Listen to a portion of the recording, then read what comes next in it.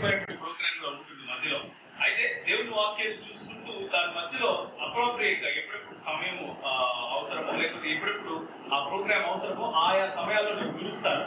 పిలిచినప్పుడు వచ్చి వాళ్ళు దాని గురించినటువంటి ఒక ఆర్ట్ ఫామ్ లో మీకు ప్రజెంట్ చేసే ప్రయత్నం చేస్తాను.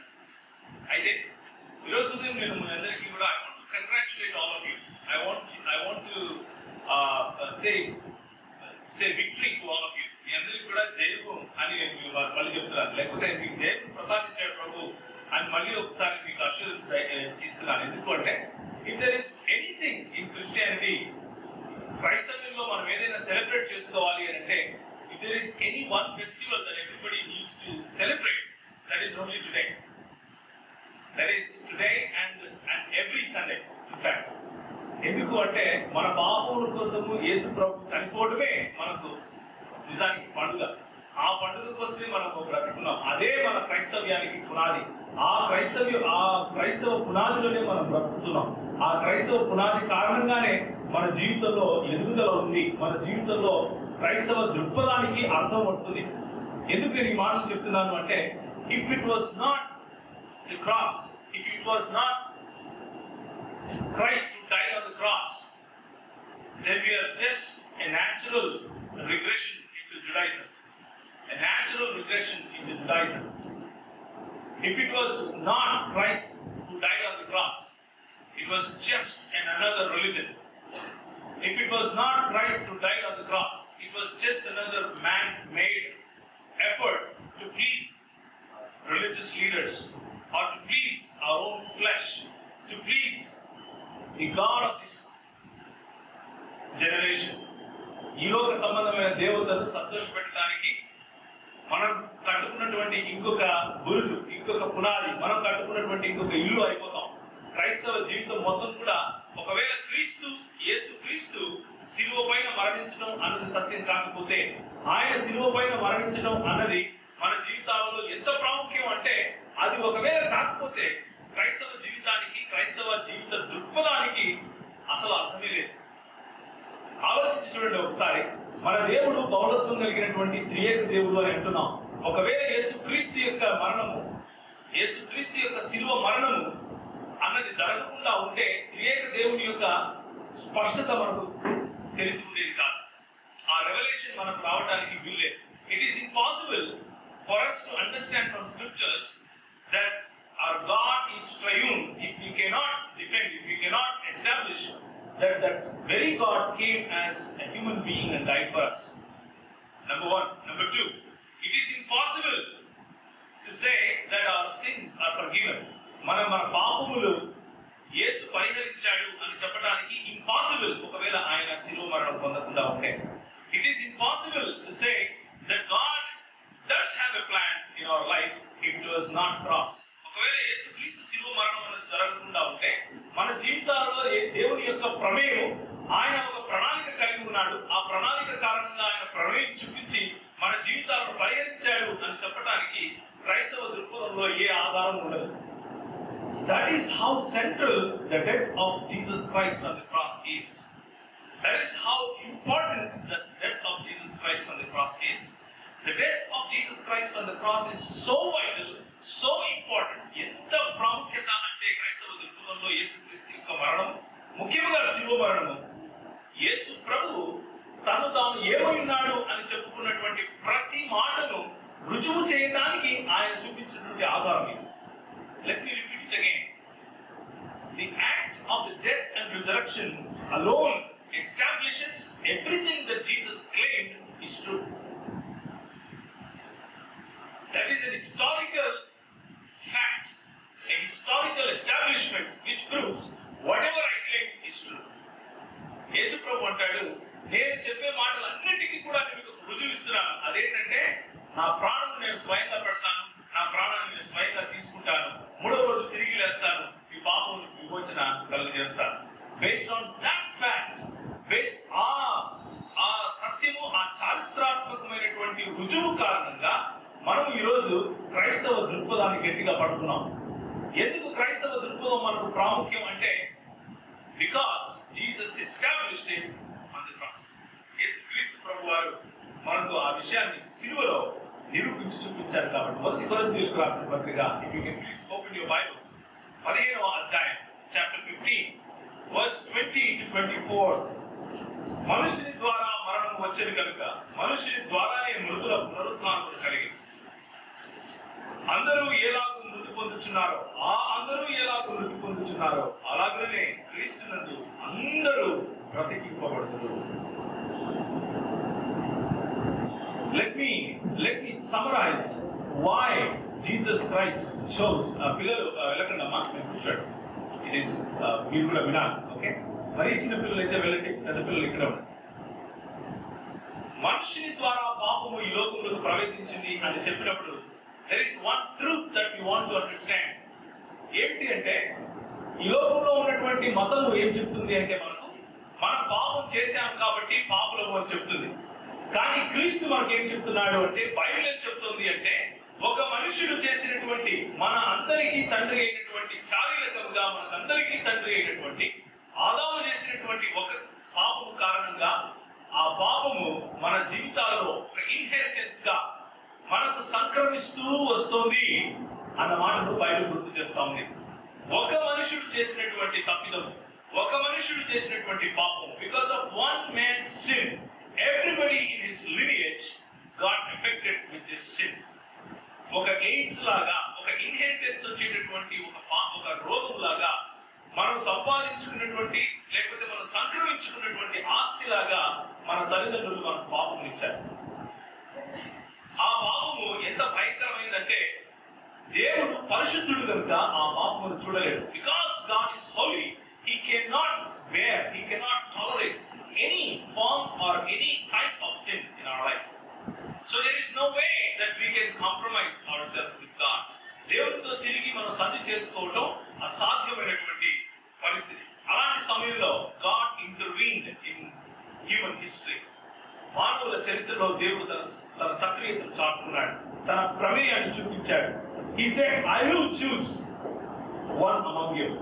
Genesis chapter 3. ఒకసారి ఎవరైనా తీస్తారా?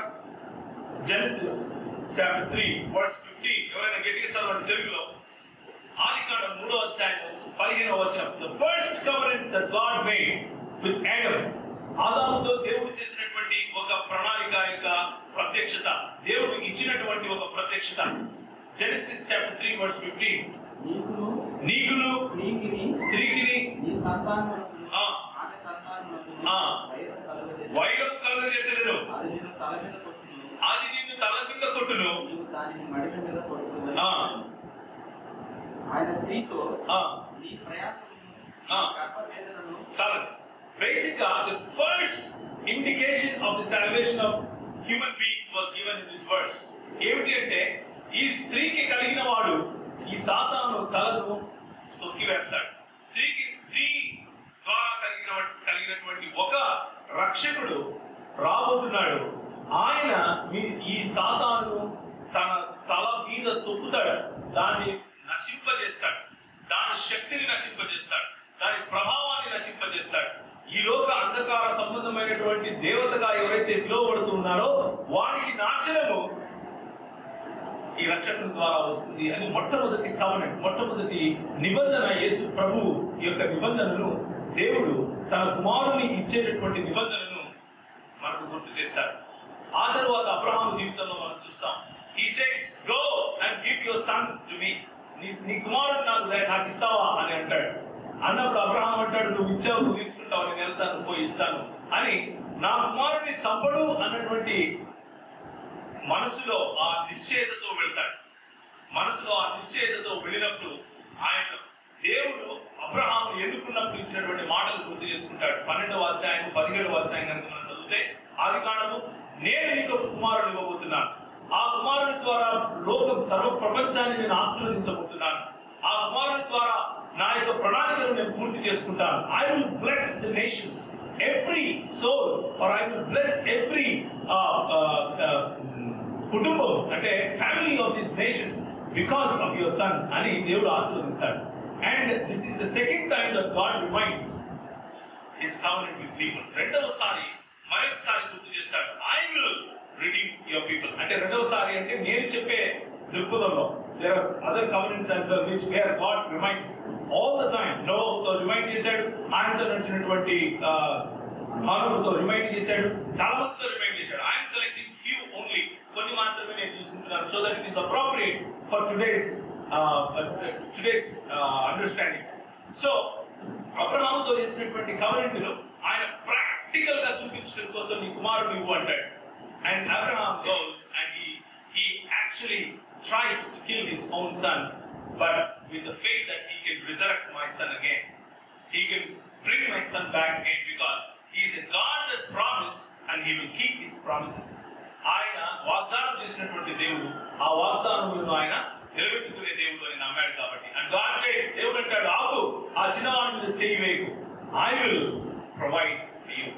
And he reveals himself that he is God who provides. చూచుకునే దేవుడు ఆయన he will provide for you. And that reminds us that మనకు దేవునికి మధ్య ఉన్నటువంటి ఆ నిబంధనలో ప్రొవిజన్ కూడా దేవుడే. ప్రొవిజన్ కూడా దేవుడే. వాగ్దానం చేసేవాడు దేవుడే, ఆ వాగ్దానాన్ని నిలబెట్టుకునేవాడు దేవుడే అన్న విషయాన్ని మనం గుర్తు చేసుకుంటాం. ఆ తర్వాత మోషేతో మాట్లాడాడు. మోషేతో ఒబీడియన్స్ లేకపోతే విధేయత అన్నటువంటి కవెనెంట్తో మాట్లాడాడు. నా పార్ట్ నేను చేస్తున్నాను, నీ పార్ట్ మీరు చేయాలి. ఏమిటి అంటే you need to be obedient to the law that I gave అని ఆయన గుర్తు చేశాడు. I'm still, నేను ఇంకా సక్రియంగా మీ జీవితాల్లో I'm still innate in the history of human beings, and he reminds that he is a God that is innate with us. He's a God that walks with us. He's a God that talks with us. He's a God that protects us. He's a God that redeems us from Egypt to Canaan. ఆయన ఐగుప్తు నుంచి మనల్ని కనాను వైపుకు తీసుకొని వచ్చే ఈ రక్షకుడు అన్న విషయాన్ని మరొకసారి మోషే ద్వారా he establishes the covenant. And తర్వాత దావీదు జీవితం చూసినట్లయితే we again see that God intervenes in human life, in human history, and he says, I chose you, నేను నిన్ను ఎన్నుకున్నాను, నీ వంశం నుంచి ఏలబోయేవాడు రాబోతున్నాడు, నీ వంశం నుంచి ఈ మానవులను రక్షించేవాడు రాబోతున్నాడు. And he promises that I will establish your kingdom, and that kingdom is my son's kingdom. You are just a representation, you are just a icon for the fullest revelation that's going to come. రాబోయేటటువంటి ప్రత్యక్షత యొక్క కేవలం ఒక ఛాయలు అని చెప్పి ఆయన ద్వారా చెప్తాడు. అండ్ దావీదు పాపములు చేస్తాడు, మనకు తెలిసినట్టుగా ప్రతి ఒక్క ప్రవక్త పాపములు చేస్తాడు, ప్రతి ఒక్క ప్రవక్త తప్పులు చేస్తాడు, ప్రతి ఒక్క ప్రవక్త ఈ ఆదాము నుంచి వచ్చినటువంటి పాప సంక్రమణను చూపిస్తూనే వస్తాడు. దాన్నే మతం అంటాం. మానవుడు చేసినటువంటి ప్రతి ఒక్క ప్రయత్నాన్ని మతంగానే తీసుకోవచ్చు. అయితే దేవుడు చేసినటువంటి నిబంధన, దేవుడు చేసినటువంటి కవెనెంట్ ఏమిటి అంటే, పాపం చేశావు, in spite of your sin I will redeem you. In spite of your sin I am your savior. In spite of your sin I will punish the sin, but I will save the sinner. నేను పాపమును శిక్షిస్తాను కానీ పాపిని రక్షిస్తాను అని దావీదు జీవితంలో he indicates that he is still an innate God. ఆయన మన జీవితాల్లో సక్రియుడైన దేవుడు అని దావీదు జీవితం ద్వారా చూపిస్తూ he introduces or ఆయన కృప అన్నటువంటి విషయాన్ని మనకు తెలియజేస్తాడు. మొదటి నుంచి చూపిస్తూనే వస్తున్నాడు కృపను. He is revealing his grace right from the beginning, right from Adam himself, ఆదాము దగ్గర నుంచి కూడా. When Adam sinned, what was sacrificed? What was sacrificed and who sacrificed? ఎవరు బలిచ్చారు, ఏం బలిచ్చాడు? ఒక గొర్రెపిల్లను బలిచ్చాడు. ఎవరు బలిచ్చారు? దేవుడే బలిచ్చాడు. ఇండికేటింగ్ దట్ ఈ బలి ద్వారా మిమ్మల్ని నేను రక్షిస్తాను, ఈ పాప బంధకాల నుంచి నేను మిమ్మల్ని తీసుకొని వస్తాను. మరి దావీదు జీవితంలో దేవుడు కృప చూపించడం ద్వారా, బెత్షెబాతో పాపం చేశావు, పాపం చేసిన తర్వాత అదే పాపము కప్పిపెట్టుకోవడానికి తన భర్తను చంపావు, ఆ పాపమును కప్పిపెట్టుకుంటావా అని అనుకుంటే నీ కొడుకులు వచ్చారు, బాహాటంగా అందరి ముందు సిగ్గుపోయేలా నేను నీతో వ్యవహరిస్తాను, బట్ అయినా కానీ నా కృప నీకు చాలు, నేను కృపతో నిన్ను రక్షిస్తాను అంటూ he reminds us that it is God in Christianity that does the salvation, not the man. దేవుడు మనకు రక్షణ ఇస్తాడు, మనిషి సంపాదించుకోడు అని నిరూపించడానికి మరొకసారి దావీదు జీవితంలో ప్రమేయం చూపించి మనకు నేర్పిస్తాడు. ఒకసారి ఇర్మియా గ్రంథం తీస్తారా? Jeremiah chapter 31 verse 31 to 34. Let's now we come to the new covenant that God promises. The same old covenant, but established with all the life history of people and establishing with his own word that this covenant is going to be complete, it's going to be full, it's going to be perfect. And అదేంటి ఒకసారి చదువుతారు జెర్మయా chapter 31 verse 31 to 34. ఇర్మియా గ్రంథం 31వ అధ్యాయం 31 నుంచి 34. ఇదిగో నేను ఇశ్రాయేలు వారితోను యూదా వారితోను క్రొత్త నిబంధన చేయు దినములు వచ్చుచున్నవి, ఇదే యెహోవా వాక్కు. అది ఐగుప్తులో నుండి వారిని రప్పించుటకై నేను వారి చేయి పట్టుకొనిన దినమున వారి పితరులతో నేను చేసిన నిబంధన వంటిది కాదు. నేను వారి పెనిమిటినై అయినను వారు ఆ నిబంధనను భంగము చేసుకునేవి, ఇదే యెహోవా వాక్కు. ఆ దినములైన తరువాత నేను ఇశ్రాయేలు వారితో యూదా వారితోనూ చేయబోవు నిబంధన ఇదే. వారి మనస్సులలో నా ధర్మ విధిని ఉంచెదను, వారి హృదయము మీద దానిని వ్రాసెదను. యెహోవా వాక్కు ఇదే. నేను వారికి దేవుడునై ఉండును, వారు నాకు జనులై ఉండును. వారు మరి ఎన్నడూ యెహోవాను గురించి బోధనందుము అని తమ పొరుగు వారికి గాని తమ సహోదరులకు గాని ఉపదేశం చేయరు. నేను వారి దోషములను క్షమించి వారి పాపములను ఇక ఎన్నడూ జ్ఞాపకం చేసుకున్నాను కనుక అల్పులేమి గనులేమి అందరూ పగటి వెలుగుకై సూర్యుని, రాత్రి వెలుగుకై చంద్ర నక్షత్రములను నియమించువాడును, దాని తరంగములను ఘోషించినట్టు సముద్రము రేపువాడును అని యెహోవా ఆ మాట సెలవిచ్చుచున్నాడు. సైన్యములకు అధిపతి యెహోవా అని ఆయనకు పేరు. హల్లెలూయా. మన దేవుడే స్వయంగా he introduces a new covenant which says it is I that will replace their heart. వారికి నేను ఆ మాంసపు గుండెను ఇస్తాను, వారికి రాతి గుండెను తీసివేసి I will replace their stony heart with a fleshly heart or heart with blood, a heart that can actually feel my pain, a heart that can actually understand my grace, a heart that can actually relate with what I am going through. And he says, ఆ హృదయం వారికి ఎప్పుడు అర్థమవుతుంది అంటే when I really go through that pain, నేను ఆ నొప్పి గుండా, నేను ఆ బాధ గుండా వెళ్తాను. And their heart will realize how sinful they are, and their heart will realize how wretched their life is, and their heart will realize how far they are from me. నా నుంచి ఎంత దూరంగా ఉన్నారు వాళ్ళు అర్థం చేసుకుంటారు. వారు చేస్తున్నటువంటి పనికి నా గుండె ఎలా పడుతుందో వాళ్ళు అర్థం చేసుకుంటారు. వాళ్ళు చేస్తున్నటువంటి పాపభూయిష్టమైనటువంటి వాళ్ళ జీవితానికి నైతిక విలువలు లేని, నైతిక విలువల్లో పడిపోయిన మానవ జీవితం ఎంత దుర్భరంగా ఉంది, ఎంత దేవునికి దూరంగా ఉంది, ఎంత నీచంగా ఉంది అన్నది వారు అర్థం చేసుకునే విధంగా నేను వారికి నా ధర్మశాస్త్రాన్ని వారి హృదయంలో రాస్తాను. No more on paper, no more an external law, but a law that they will mind, they will keep in their heart. And he introduces his son. ఆయన తన కుమారుడు చేయబో ఆ రక్షణ కార్యాన్ని మనకు తెలియజేస్తాడు. ప్రధాన యాజకులు, పెద్దలు, మాంసపు వారు అందరూ ఆయన చంపింపవాలని ఆయన మీద సాక్ష్యం వెతికిరు, కానీ వారికి ఏమీ దొరకలేదు. తిరిగి ప్రధాన యాజకుడు, వీరు నీ మీద ఎన్ని సాక్ష్యాలు మోపుచున్నారో చూడు, నీకు ఉత్తరమేమీ చెప్పవా అని వారిని అడగగా ఆయన ఉత్తరమేమీ చెప్పగా ఊరుకున్నది. తిరిగి ప్రధాన యాజకుడు, పరమాత్మ కుమారుడులా క్రీస్తువు నీవేనా అని ఆయన అడగగా అవును నీవన్నంటే మీరు మనుష్య కుమారుడు సర్వశక్తి మంత్రులు కూడిపోవాల్సిన కూర్చుడయు ఆకాశమేకారుడే వచ్చుడయు మీరు చూచిదరని మీతో నిశ్చయముగా చెప్పుచున్నాను అన్నాడు. ప్రధాన యాజకుడు లేచి తన పై వస్త్రమును చింపుకొని, ఇక సాక్షులతో పని ఏమి? ఈ దేవదూషణ మీరు విన్నవారు కారా? మీకు ఏమి దోచుకున్నారని వారిని అడగగా వారందరూ ఇతడు మరణములకు పాత్రుడు అని ఆయన మీద నేరస్థాపన చేసి, కొందరు ఆయన మీద ఉమ్మి వేసి, ఆయన తల మీద నెల్లుతో కొట్టి, ఆయన ముఖమునకు ముసుగు వేసి గుద్దుచు ప్రవచింపమని చెప్పసాగారు. పండవతులతో సహా ఆయన అరచేతులతో కొట్టి పట్టుకొని పేతురు ముంగిటి కింది భాగంలో, ప్రధాన యాజకులు ఇంటి ముంగిటి కింది భాగంలో ఉండగా ప్రధాన యాజకుని పనికర్తలో ఒకరిని పేతురు చెర కాచుకుంటూ చూచాను. అతని నిదానించి చూచి, నీవు ఆ నజరేయుడగు యేసుతో ఉండినవాడు కావా అని అడిగాను. అందుకు పేతురు, నీవు చెప్పుచున్న వాడిని నేను ఎరుగను, నువ్వు చెప్పినది నాకు బోధపడలేదని నడవలోనికి వెళ్ళసాగింది. అంతటా కోడి కూర్చొని మరలా ఆ పనికర్త అతని నిదానించి చూసి అక్కడ ఉన్న వారితో, వీడు వారిలో ఒకడు అని చెప్పారు. పేతురు మరలా కానండి. అక్కడ కొంతసేపు అయిన తర్వాత అక్కడ నిల్చున్న వారిలో కొందరు, పేతురు నీవు వారిలో ఒకడకు నీవు గలిలయుడవు కదా అనేది. అందుకు పేతురు, మీరు చెప్తున్న మనిషిని నేను ఎరుగను అని శపించుకున్నటకు ఒట్టు పెట్టుకున్నటకు మొదలుపెట్టారు. కనుక రెండవ మాట కోడి కూర్చున్నాను. అట్లు 2 సార్లు కోడి కూయక మునుపు నీవు నన్ను ఎరగనని ముమ్మారు చెప్పేదవని యేసు పేతురుతో చెప్పిన మాటలు జ్ఞాపకం తెచ్చుకొని తలపోయచూ ఏడ్చారు.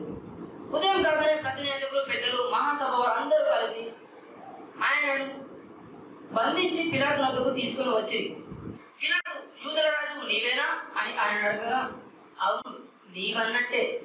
ప్రధాన యాజకులు, మహాసభ వారు, శాస్త్రులు అందరూ ఆయన అనేకమైన నేరలను మోపగా, పిలాతు, వీరు నీ మీద ఎన్ని నేరములు మోపుచున్నారో చూడుము, నీవు ఉత్తరమేమి చెప్పవా అని యేసును అడగగా, ఆయన ఉత్తరమేమి చెప్పగా మౌనంగా ఉంది. పిలాతు ఆశ్చర్యపడి ఆ మాటకు పిలాతు జనసమూహమును సంతోషపెట్టడం మనస్సు గలవాడై బరబ్బను విడుదల చేసి యేసును బంధించి కొర్రలతో కొట్టించి శిలువ వేయడకు అప్పగించారు.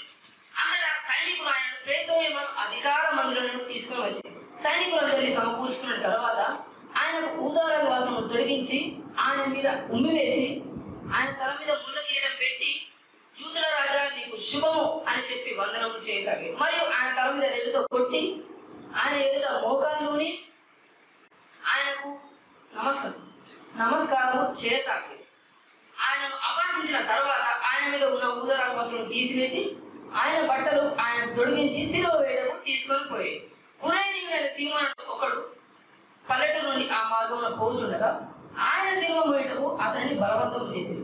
అతను అలెగ్జాంద్రు రూపునకు తండ్రి. అందరూ ఆయనను గొల్గొతా అనబడిన చోటులకు తీసుకొని పోయి, గొల్గొతా అనగా కపాల స్థలము అని అర్థం. వారు ఆయన శిలువ వేసి ఆయన పై వస్త్రముల భాగములు ఎవరికి రావాలో చీట్లు వేసి పంచుకునేది. ఆయనను శిలువ వేసినప్పుడు ఉదయం 9 గంటలాయి. మరియు యూదుల రాజు అని ఆయన మీద మోపబడిన నేరమును రాసి ఆయనకు పైగా నుంచి, మరియు కుడి వైపున ఒకడును ఎడమ వైపున ఒకడును 2 బందిపోటు దొంగలను ఆయనతో కూడా శిలువ వేసి ఆ మార్గంలో పోచున్న వారు తలడూచుచు, ఆహా దేవాలయంలో పడగొట్టి 3 దినాల్లో కట్టువాడా, ఇప్పుడు శిలువ మీద నుండి నువ్వు దిగి రావచ్చు, అప్పుడు మేము శిలువ మీద నుండి నువ్వు దిగి రావచ్చు, నిన్ను నువ్వే రక్షించుకొని వచ్చని ఆయనను దూషించిరి.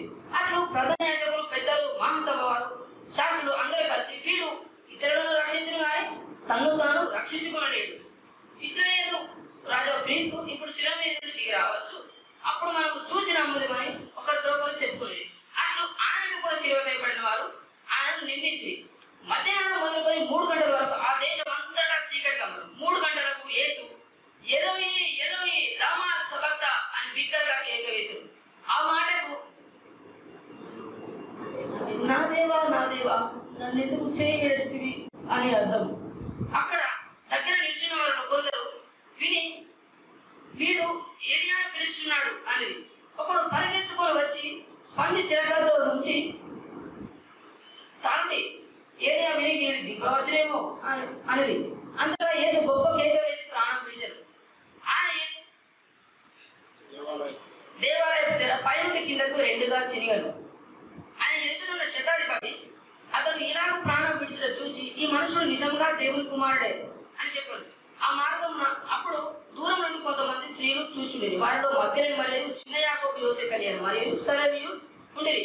వారు ఆయన గలిలయలో ఉన్నప్పుడు ఆయనకు పరిచారం చేసిన వారు. వారే కాక ఆయనతో వచ్చిన అనేక స్త్రీలు యెరూషలేమునకు వచ్చినప్పుడు ఆయనను వెంబడించిన వారు. ఆ దినము సిద్ధపరిచే దినము, అనగా విశ్రాంతి దినంలో పూర్వదినం కనుక సాయంకాలం అయినప్పుడు అగమదీయ యోసేపు తెగించి పిలాతు వద్దకు వెళ్ళి యేసు దేహము తనకిమ్మని అడిగారు. పిలాతు యేసు ఇతరులనే చనిపోయినా అని ఆశ్చర్యపడారు. తన ఎదురున్న శతాధిపతిని పిలిపించి, పిలాతు శతాధిపతి యేసు ఇతరులనే చనిపోయినా అని అడిగారు. శతాధిపతి వారిని తెలుసుకున్న సంగతి విని పిలాతు యేసు శవమును యోసేపునకు అప్పగించారు. యోసేపు ఒక నారబట్ట కొని యేసు శవమును దింపి నారబట్టలో చుట్టి బండలో తొలగింపబడిన సమాధిలో ఉంచెను. దానికి ఒక పెద్ద రాయి పొర్లించెను. ఆ సమాధి ద్వారా పెద్ద రాయి పొర్లించెను. ఆయన ఉంచబడిన స్థలంలో మగ్ధలేని మరియు యోసేపు అనవారి మరియు చూసి, విశ్రాంతి దినము గడిచిపోగానే మగ్ధలేని మరియు చిన్న యాకోబు, యోసేపు అయిన మరియు ఆయన పూయబడిన సుగంధ ద్రవ్యములు కొనిది. ఆదివారం పెద్దలకడని లేచి వారు బయలుదేరి సూర్యోదయం అయినప్పుడు వారు వెళ్ళుచుండగా సమాధిలోకి వెళ్ళుచుండగా, మన కొరకు ఈ రాయి ఎవరు పొర్లింతురు అని ఒకరితో ఒకరు చెప్పుకుంది. వారు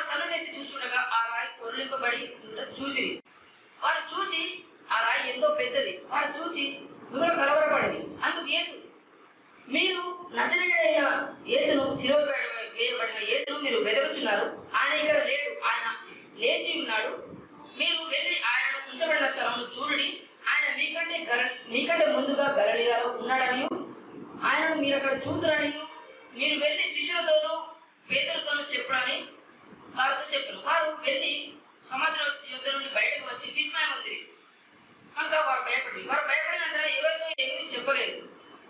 ఆదివారం తెల్లవారినప్పుడు యేసు తాను 7 దెయ్యములను వెళ్ళగొట్టిన మగ్దలేనే మరియకు మొట్టమొదట కనబడేది. అక్కడ ఆయన వెంబడించిన వారు దుఃఖపడుతూ ఏడ్చుకుంది. ఆమె వెళ్ళి జరిగిన సంగతి వారికి తెలియజేయగా వారు ఆయన బ్రతికి ఉన్నాడని ఆయన లేచాడని వారు ఆయనను నమ్మకపోయి పల్లెటూరు నుండి 1-2 మనుషులు ఆ మార్గం కూర్చుండగా యేసు వారికి మారు రూపం గలవాడే ప్రత్యక్షమైన. వారు వెళ్ళి తగ్గిన వారికి ఆ సంగతి తెలియజేయగా వారాయనను వీరి మాట నమ్మకపోయి పిమ్మట 11 మంది శిష్యులు భోజనం కూర్చున్నప్పుడు యేసు వారికి ప్రత్యక్షమై వారు చెప్పిన వారి తాను లేచిన సంగతి చెప్పిన వారి మాట నమ్మనందున వారి అపనమ్మిక నిమిత్తము వారి హృదయ కాడిన నిమిత్తము వారిని గద్దించరు. మరియు మీరు వెళ్ళి సర్వలోకానికి వెళ్ళి సర్వ సృష్టికి సువార్తను ప్రకటించుడి. నమ్మి బాప్తిస్మం పొందినవాడు రక్షింపబడును, నమ్మని వారికి శిక్ష విధింపబడును. నమ్మిన వారి వలన ఈ సూచక క్రియలు కనబడును. అవేమనగా నా నామమున కొత్త భాషలు మాట్లాడుదురు, దయ్యములను వెళ్ళగొట్టుదురు, రోగుల మీద చేతులుంచినప్పుడు వారు స్వస్థత నొందెదరు, పాములను ఎత్తి పట్టుకుందురు అని ప్రభు అయిన క్రీస్తు ఇలాగున మాట్లాడిన తర్వాత పరలోకమునకు చేర్చుకునబడి దేవుని కుడిపార్శ్వమున ఆసీనుడాయెను. తక్కిన వారు వెళ్ళి వాక్యము అంతటా స్థిరపరచుండి. జరుగుతూ వచ్చిన సూచక క్రియల వలన దేవుడు వారిని వాక్యమును స్థిరపరచుండెను. ఆమేన్.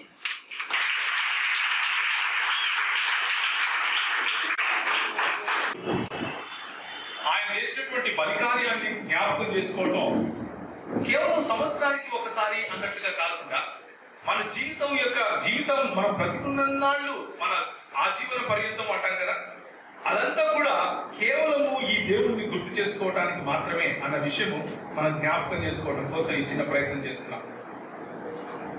ఒకసారి జ్ఞాపకం చేసుకోండి. నేను ఇంతవరకు ఎందుకు మీకు ఆ ఉపోద్ఘాతం చెప్పాను అంటే ఈ రెండు జరగడానికి ముందు దేవాది దేవుడు చేసినటువంటి ప్రణాళికను ఒకసారి జ్ఞాపకం చేసుకోండి. Just remind the bigger plan that God has, a global plan, and in the global plan he chose you. Just remind yourselves that to fulfill that plan God himself showed his revelations now and then as a temporary revelation, temporary innate relationship with us. అంటే కొద్ది కాలం మాత్రమే ఉండే, కొద్ది సమయం మాత్రమే తన ప్రత్యక్షతను చూపించే ఆ ప్రత్యక్షతను చూపిస్తూ వచ్చాడు. ఆయన పగటిలో మేఘస్తంభంగా ప్రత్యక్షత చూపించాడు, రాత్రిలో అగ్నిస్తంభంగా చూపించాడు, బండనిచ్చు నీళ్లునిచ్చు బండగా ఆయన తన ప్రత్యక్షతను చూపించాడు, సముద్రాన్ని చీల్చినటువంటి యెహోవా బాహువుగా తన ప్రత్యక్షతను చూపించాడు, ఈ సర్వలోకములను సృష్టించినటువంటి దేవాది దేవునిగా మరి యెషయా ప్రవక్తకు ప్రత్యక్షత ఇచ్చాడు. అలా ప్రత్యక్షతలు ఇస్తూ వెళ్ళాడు. బెత్లెహేము ఎఫ్రాతా నీలో యూదా గోత్రములలో స్వల్పమైన దానివైనను నా గురించి మిమ్మల్ని ఎనుగువాడు మీలో నుంచి వస్తున్నాడు అని చెప్పినటువంటి మాటలను, ఆ ప్రవచనాలన్నింటినీ ఒకసారి కనుక మనం గుర్తు చేసుకుంటే ఈ శిలువ కార్యం కోసమే ఆ ప్రవచనాలన్నీ మనకు కనిపిస్తున్నాయి. ఈ శిలువ కార్యాన్ని ఎస్టాబ్లిష్ చేయడం కోసం, ఈ శిలువ కార్యాన్ని ధృవీకరించడం కోసం, జరగబోయే శిలువ కార్యాన్ని మానవులను రక్షించడానికి దేవుడు చేయబోయే ఆ గొప్ప కార్యాన్ని గుర్తు చేయడం కోసం ప్రవక్తలందరూ వచ్చారు. ప్రవక్తలందరూ చెప్పినటువంటి సందేశం ఇదే, ప్రవక్తలందరూ ఇచ్చినటువంటి సందేశం ఇదే. కొంతమంది ఏం చేస్తూ ఉంటారంటే ప్రవక్తలందరూ ఇచ్చినటువంటి సందేశం ఇదే అని మనుషులను మసిపూసి మభ్యపెడుతూ ఉంటారు. నిజానికి ప్రవక్తలందరూ ఇచ్చినటువంటి సందేశం ఏమిటో తెలుసా? ప్రవక్తలందరూ ఇచ్చినటువంటి సందేశము యేసు ప్రభువు రాబోతున్నాడు, యేసు ప్రభువు మన కోసం చనిపోబోతున్నాడు, యేసు ప్రభువు మన కోసం పొడవబడిపోతున్నాడు. He is going to come and you will kill him. You will kill him. Because you kill him, he will redeem you. Zechariah chapter 12 verse 10, which was fulfilled in John chapter 19 verse 37. దావీదు సంతతి వారి మీదను యెరూషలేము నివాసుల మీదను కరుణనందించు ఆత్మను విజ్ఞాపన చేయు ఆత్మను నేను కుమరింపగా వారు తాము పొడిచిన నా మీద దృష్టి ఉంచి when did we pierce him? When did we pierce this great God who created the heaven and earth? When did we pierce this great God who showed his revelation? He was innate with us in the creation, and it is Jesus Christ Christ and himself alone. Zechariah chapter 12 verse 10. మెగిద్దోను లోయలో అదితెమ్మ దగ్గర జరిగిన ప్రలాపముల వలనే ఆ దినమున యెరూషలేములో బహుగా ప్రలాపములు జరుగును. And he would suffer vicariously for the sins of the world. ఈ లోకంలో ఉన్నటువంటి పాపముల కోసం he will suffer. ఆయన ఆ పాపములను మోస్తాడు. Isaiah chapter 53 full of the description of the pain that Messiah goes through.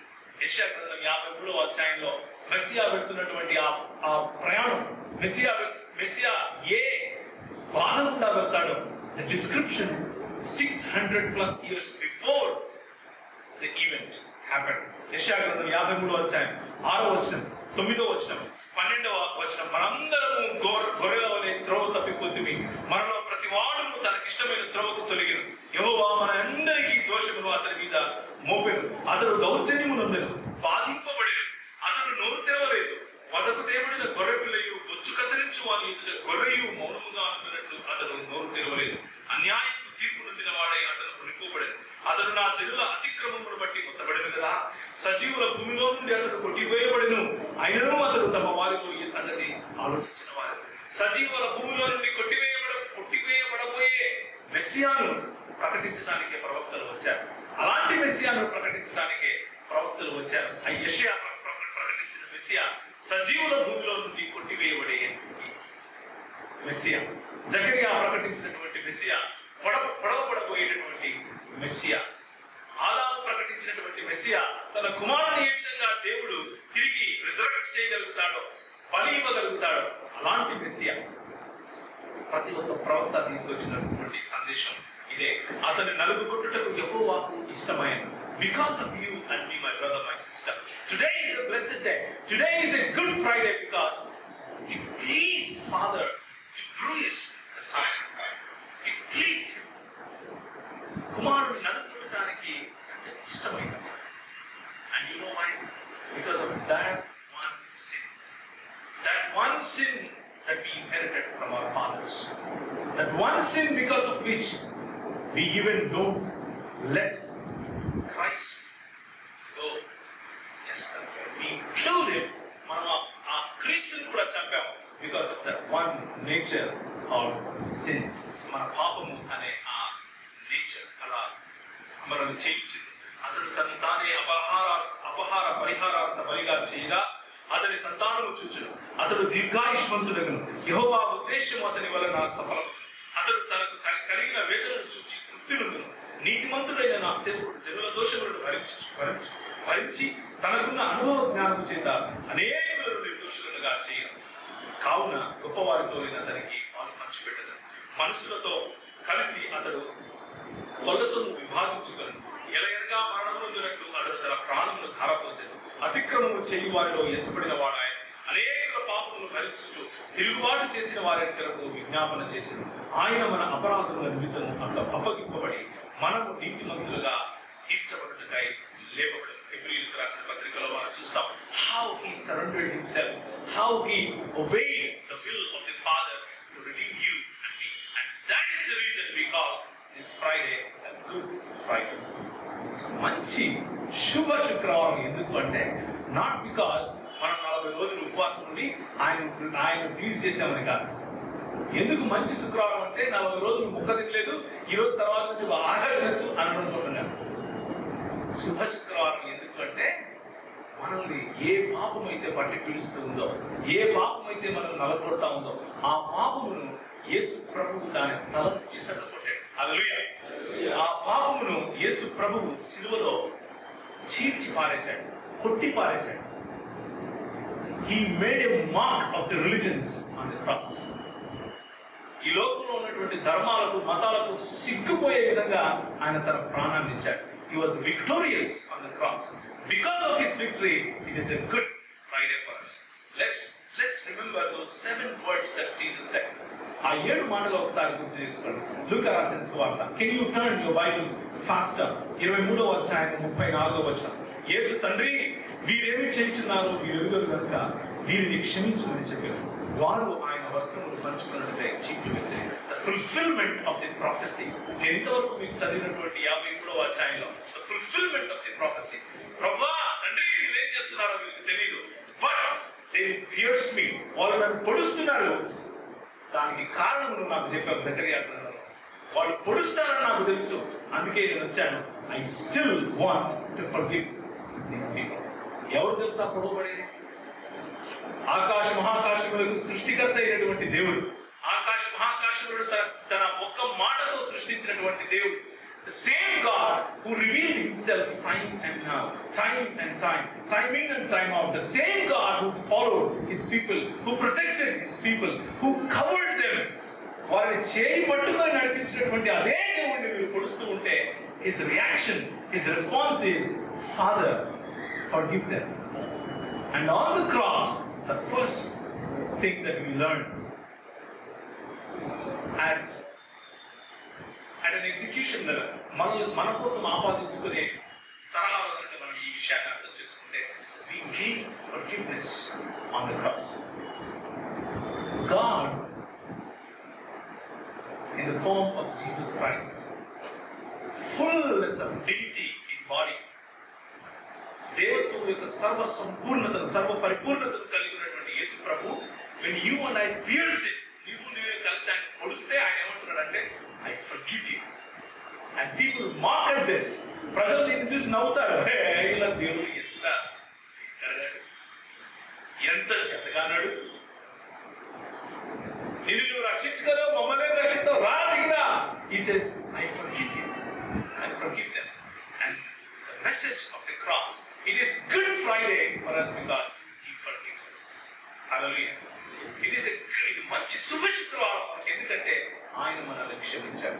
ఆయన శిలువ వేసిన పాపాలను కూడా క్షమించాడు.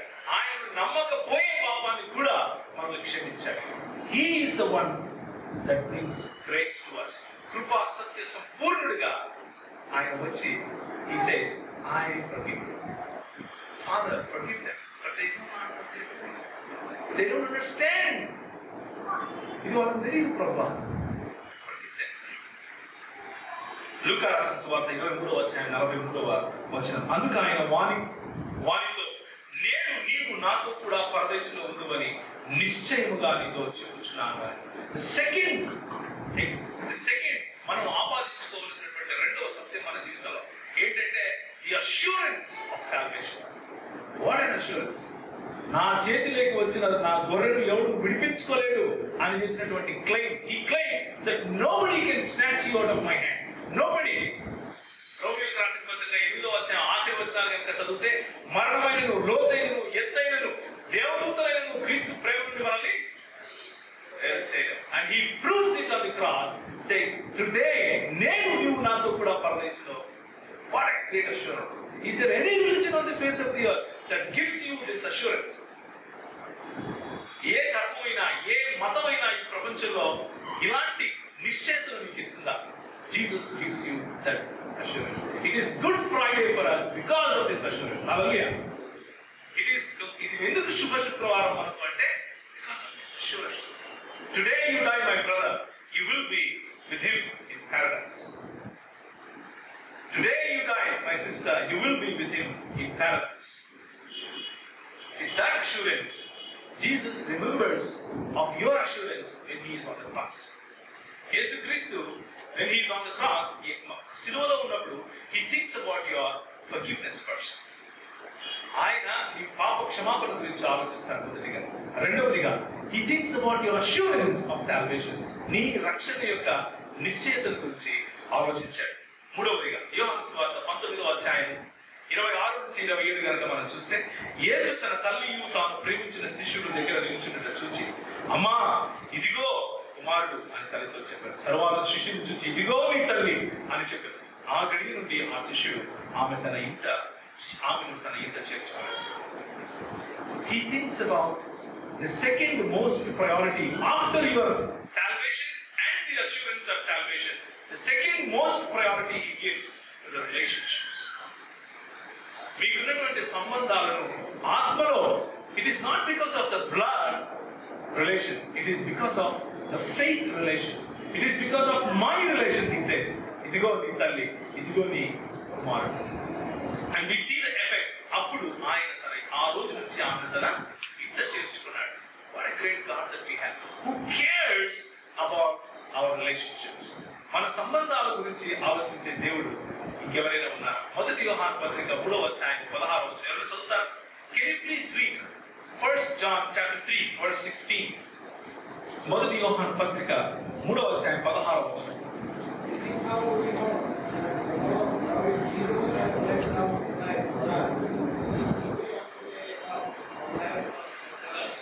Perfect. This verse, ఆయన మన నిమిత్తము తన ప్రాణమును పెట్టెను గనుక వీరి వలన ప్రేమ ఎట్టిదని తెలుసుకొనుచున్నాము. మనము కూడా సహోదరుల నిమిత్తము మన ప్రాణములను పెట్టి భద్రమై ఉన్నాము. This verse summarizes the entire Christian life, my brother. The cause of our Christian life is not because we love God. The cause of Christian life is because God loved us first. And the second thing, it is not just God that loved us that makes us Christians, but it is we that ought to love others just the way Christ loved us that makes us Christians. దేవుడు మనల్ని ప్రేమించేశాడు, దేవుడు మనల్ని ప్రేమించేశాడు, దేవుడు మనల్ని ప్రేమించేశాడు అని సంకల్పం పట్టుకొని గుర్తుకుంటూ తిరిగితే సరిపోదు. దట్ ఈస్ నాట్ క్రైస్తవ జీవితం. అది కాదు. క్రైస్తవ జీవితం ఏమిటంటే మన పొరుగు వారిని ప్రేమించడం. The essence of the Christian faith, క్రీస్తు శిలువ నుంచి ఇచ్చినటువంటి ఈ రిలేషన్షిప్, ఈ సంబంధం గురించినటువంటి మాట establishes how important the church is, how important the relationship between us is. మన ఉన్నటువంటి సంబంధ బాంధవ్యాలు ఎంత ప్రాముఖ్యం అని మనకు గుర్తు చేస్తున్నాయి. Think about it. How do you care for your mother? How do you care for your father? Do you really respect them? Do you really respect your brothers? Do you really respect your sisters? Do you really care for them? మీ తల్లులు, మీ చెల్లెళ్ళు, మీ అక్కలు, మీ అన్నలు, మీ తమ్ముళ్ళు, మీ తండ్రులు, వారి పట్ల మీకున్నటువంటి భావనలు.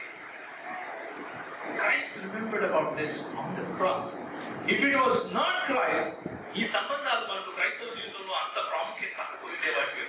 కానీ యేసు ప్రభు రెండవ అతి ప్రాముఖ్యమైన విషయంగా మీకు నేర్పించేది ఏంటంటే మీ సంబంధాలు. నేను యేసు ప్రభువుని నమ్మేశాను అని డబ్బాలు కొట్టుకుంటే తిరిగితే సరిపోదు నాన్న. నువ్వు నమ్మావు అని ఎలా తెలుస్తుంది అంటే నీ తండ్రిని నువ్వు ఎలా ప్రేమిస్తున్నావు అన్నది చూస్తే తెలుస్తుంది. నువ్వు నమ్మావు అనేది ఎలా తెలుస్తుంది అంటే నీ తల్లిని నువ్వు ఎలా గౌరవిస్తున్నావు అనేది చూస్తే తెలుస్తుంది. నువ్వు నమ్మావు అనేది ఎలా తెలుస్తుంది అంటే నీ కొడుకు పట్ల నీకున్న ప్రేమ ఎలాంటిది అన్న దాన్ని బట్టి చూస్తే తెలుస్తుంది.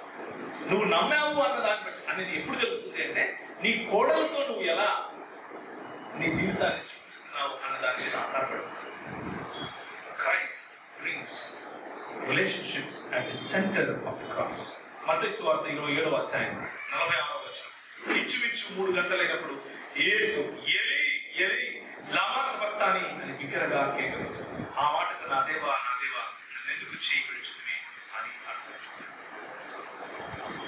And in continuation,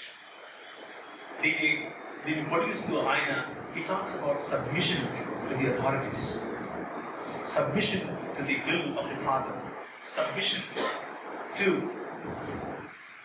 the purpose. దేని నిమిత్తమైతే ఆయన వచ్చాడు, ఏ ప్రణాళిక చేయడానికి ఆయన వచ్చాడు, దానికి సంపూర్ణమైనటువంటి సబ్మిషన్. ఇక్కడ యేసు థియలాజికల్ గా కనుక మనం ఆలోచిస్తే చాలా ప్రవచనాలను తీసుకోవాల్సి ఉంటుంది. ఆ ప్రవచనాలు ఏ విధంగా నెరవేరాయో చెప్పాల్సి ఉంటుంది. యేసు ప్రభు కేవలం ఇక్కడ మాత్రమే దేవా అని తన తండ్రిని ఎందుకు పిలిచాడో అనే విషయం చెప్పాల్సి ఉంటుంది. చాలా ఉంటాయి. I'm not getting in there, I'm just talking. మనం ఏ విధంగా దీన్ని ఆపాదించుకోవచ్చు, మనము ఏ విధంగా క్రీస్తు శిలువ నుంచి నేర్చుకోవచ్చు. ఈ సబ్మిటెడ్, ఆయన సబ్మిట్ చేసుకున్నాడు. ఆయన he said, ఇదిగో నీ చిత్తం ఉంది కదా, నాకు ఒక పర్పస్ ఉంది కదా, నేను దాన్ని చేస్తాను. He was focused. He was very much focused on the work that he was assigned. ఆయనకి ఇచ్చినటువంటి పనిని ఆయన ఫోకస్ చేసుకుని ఆ ఇచ్చినటువంటి పనిని నెరవేర్చడం కోసం ఎంత బాధనైనా సరే అనుభవిస్తాను అని నిర్ణయించుకున్నాడు. The fourth thing that we need to see, transparency. యోహాను సువార్త 19వ అధ్యాయం 28వ వచనం. అటు తర్వాత సమస్తమును అప్పటికి సమాప్తమైనదని యేసు ఎరిగి లేఖనము నెరవేర్చబడినట్లు తప్పికొనుచున్నాను అని ఆయన ఏ విధంగా అయితే మానవుడిగా వచ్చాడు, ఆయనకున్నటువంటి అన్ని రకములు నేను ఇంతవరకు చెబుతున్నటువంటి ఈ గుణ లక్షణాలు, all the powers that he had, all the the attributes of God that he possessed, the fullness of deity in the body form, అయినప్పటికీ he says, I am thirsty. He is honest before us. He is transparent before us. And he says, well, I am weak. I am weak as man. And I am thirsty. లేఖనం నెరవేరడం కోసం ఆ మాట చెప్తాడు. He wanted to do every single prophecy, the prophet's prophecy, he wanted to fulfill. And he says, I am thirsty. I am thirsty. Now the question is, what was the reaction of people? ప్రజల యొక్క ప్రతిస్పందన ఏంటి? when he was thirsty, చేదు చిరకను ఆయనకి అందించే ప్రయత్నం చేస్తాం. చేదు చిరకను అందించే ప్రయత్నం చేసే మానవులు, అది మన మతం, అది మనకు మతం నేర్పించే దౌర్భాగ్యం. We want to test God. We want to put him to test. But God says, యేసు ప్రభువు అంటాడు, I am honest before you. I am honest before you. నేను మీరు ఎలాగైతే ఉన్నారో అలాగే దీన్ని నేను భరిస్తున్నాను. But at the same time, I will finish this. మీరు ఫినిష్ చేయలేకపోయారు, నేను ఫినిష్ చేస్తాను. గ్రీక్ భాషలో వాడినటువంటి పదము టెటెలెస్టాయ్. యోహాను సువార్త 19వ అధ్యాయం 30వ వచనం. టెటెలెస్టాయ్ అంటే ఏంటంటే to conclude, to summarize, to finish and to give a complete form. దాని అర్థం, యేసు ఆ చిరక పుచ్చుకొని సమాప్తమైనదని చెప్పి తల నుంచి ఆత్మను అప్పగించాడు. He finished it. He concluded the plan his father had. ఆదాముతో ఈ దేవుడు చేసినటువంటి ఆ ప్రణాళికను ఆ రోజు ఆయన సంపూర్ణ చేశాడు. సమాప్తమైన the author and finisher of your faith and my faith. నీ నా విశ్వాసమునకు కర్త మరియు సంపూర్ణం చేయవాడు. He said, I finished it. It is this assurance. ఆయన సంపూర్ణం చేశాడు కాబట్టి ఆయనను నమ్మితే మనము ఈ అష్యూరెన్స్ కలిగి ఉంటాం. Not because you and I follow a religion, not because you and I celebrate Good Friday, not because you and I believe in resurrection day, not because you and I believe in such and such doctrine. ఒక సిద్ధాంతాన్ని నమ్ముతాం కాబట్టి రక్షణ అని అనుకునే క్రైస్తవ్యం నుంచి బయటకు రావాలి సహోదరి. It is because he finished it. It is in the faith of his finished work. ఆయన చేసినటువంటి సంపూర్ణ కార్యం పైన మనకు ఉండవలసినటువంటి నిశ్చయత. లూకా సువార్త 23వ అధ్యాయం 46వ వచనం. అప్పుడు యేసు గొప్ప శబ్దంతో కేక వేసి, తండ్రి, నీ చేతికి నా ఆత్మను కొలుచున్నాను అని ఆయన ఇలాగ చెప్పి ప్రాణము విడిచాడు. This is glorifying himself, uniting himself with Father, going back to the same glory that he had. యోహాను సువార్త 17వ అధ్యాయంలో ఆయన చేసేటటువంటి ప్రార్థన మనకు గుర్తొస్తుంది. ఆయన అంటాడు, తండ్రి, ఈ లోకమును సృష్టించడానికి ముందు నాకున్నటువంటి మహిమను తిరిగి నాకు ఇవ్వు. Give me the same glory that I had even before the creation of the world. Being the creator of this world, he claims back the glory. ఆయన ఆ మహిమను తిరిగి పొందుకుంటాడు by uniting himself with Father, just the way he was before he came as Son in bodily form. అప్పుడు కూడా కలిసి ఉన్నాడు, నేను కాదనట్లేదు. కానీ in the same way, the same sense, ఆయన మనిషి రూపంలో రాక ముందు ఏ విధంగా అయితే తండ్రితో ఉన్నాడో ఆ విధంగా తను తండ్రికి అప్పచెప్పుకున్నాడు. సో 7 మాటలు మనకి ఏం నేర్పిస్తున్నాయంటే, Jesus forgave us. He started the plan of salvation. Jesus assured us. ఆయన మనకు నిశ్చయతనిచ్చాడు. Jesus established relationships. ఆయన సంబంధ బాంధవ్యాలపైన తన ఆలోచనను ఉంచాడు. Jesus submitted to the will of the Father. Jesus was honest in doing everything that he was doing. He was transparent. ఆయన పారదర్శకంగా నిజాయితీగా తను చేసే పనులన్నీ చేశాడు. Jesus finished the work that he started. ఆయన మొదలుపెట్టినటువంటి పనిని ఆయన సంపూర్ణం చేశాడు. And finally Jesus claimed the glory. ఆయన నిత్యత్వం నుంచి తనకు ఉన్నటువంటి మహిమను తిరిగి పొందాడు. And Jesus also promises the same glory to you. Not the glory that God has, but to enter into the glory that God has. మనం దేవుళ్ళలాగా అలాంటి మహిమను పొందుతాము అన్న ఉద్దేశంతో కాదు, కానీ దేవుడికి ఉన్నటువంటి మహిమను మనం ప్రవేశిస్తాము ఆ నిశ్చయతను మనకి ఇచ్చాడు. And that is the work of cross. In the end I want to spend 5 minutes in encouraging you to look into some scriptures and go with boldness from this place that God has finished this work. దేవుడు ఆ పనిని చేశాడు. ఆదికాండం 3:15లో ఆ రోజు చేసినటువంటి promise, I will crush your head, నేను నీ తలను తొక్కుతాను. ఒకసారి చూస్తారా, హెబ్రీయులకు రాసిన పత్రిక 2వ అధ్యాయం 14వ వచనం, రోమీయులకు రాసిన పత్రిక 16వ అధ్యాయం 20వ వచనం. రోమీయులకు రాసిన పత్రిక 16వ అధ్యాయం 20వ వచనం మీలో కొంతమందికి కంటకు వస్తుంది, చెప్తారా? పాట కూడా Romans chapter 16 verse 19 and 20. Yes, చెప్పండి. యా, చెప్పండి, పర్లేదు, ఒక లేచి చెప్తారా? సాతానుడు నీ కాళ్ళ కింద శీఘ్రముగా తొక్కేస్తాడు. It is possible because he did that on the cross. ఆయన సాతాను తలను తొక్కాడు కాబట్టి ఈ రోజు నీకు you have authority over Satan. When you walk, you don't have to bow your head and walk. When you walk with boldness because Jesus is with you.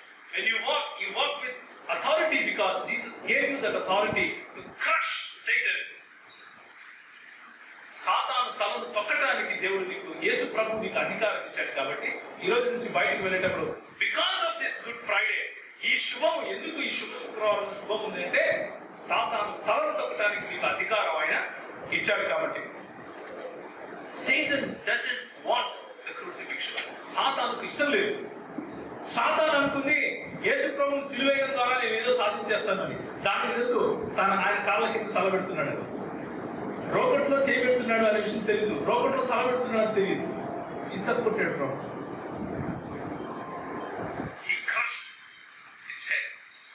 కొలస్సీయులకు రాసిన పత్రిక 2వ అధ్యాయం 14వ వచనం, he mocked at the religion of that day.